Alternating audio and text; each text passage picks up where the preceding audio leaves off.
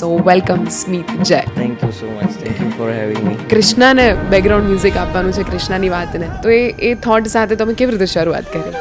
સૌથી પહેલાં તો કૃષ્ણ ઉપર આખી ફિલ્મ છે એટલે ફ્લ્યુટ તો હતી જ કે ફ્લ્યુટની આજુબાજુ આપણે કરીશું, અને 7 કમ્પોઝિશન્સ છે original. In terms of music તમને ક્યાં એવું લાગ્યું કે હજી મેં અહીંયા આ મસ્ત થઈ શકતું હતું? જ્યારે પત્યું બધું, જ્યારે મેં ફોન કર્યો હતો જે ડિરેક્ટર છે અંકિતભાઈને, કે મને એવું ફીલ થાય છે કે યાર હવે પતી ગયું, આના પર મારો કોઈ કંટ્રોલ નથી હતો.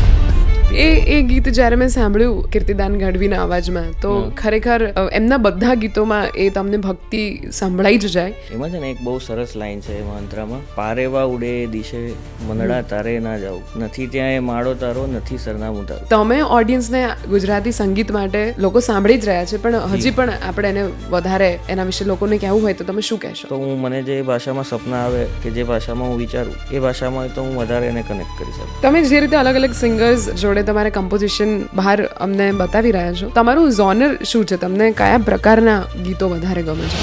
Krishna Krishna Krishna Krishna